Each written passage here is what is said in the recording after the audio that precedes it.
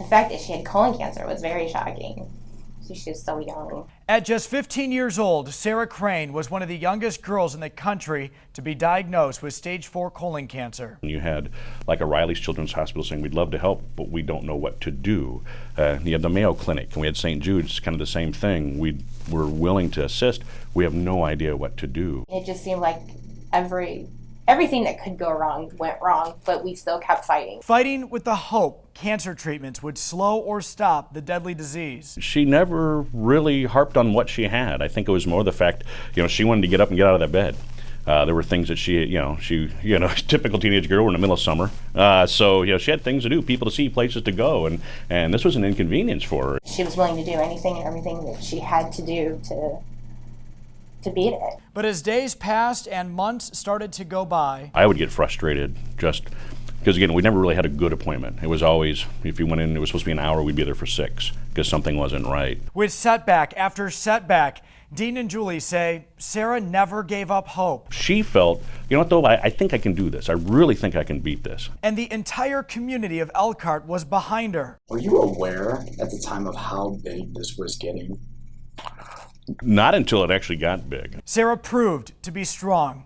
And boy, was it obvious on Facebook and Twitter, to the bracelets, t-shirts, and sweatshirts sold not by the hundreds, but by the thousands. Folks rallied for a young girl, a girl many had never met. I don't know what it was that struck a chord.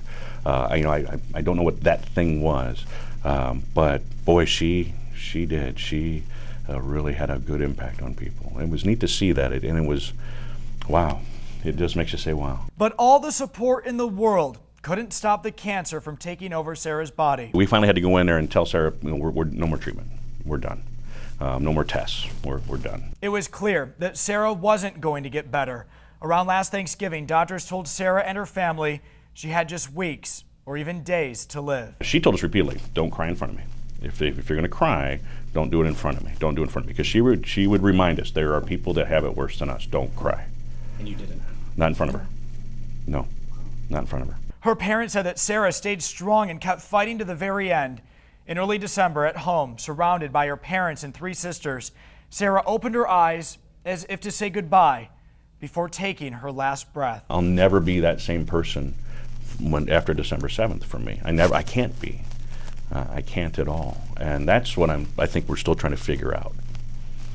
Yeah. That's what we're trying to figure out. Okay, who are we now? Some days I just want to give up, and I've got 3 other girls to love every day. Those girls are Kylie, Allison, and Sarah's twin sister, Jenna. But every day, one of her girls is missing from her life, but not her heart.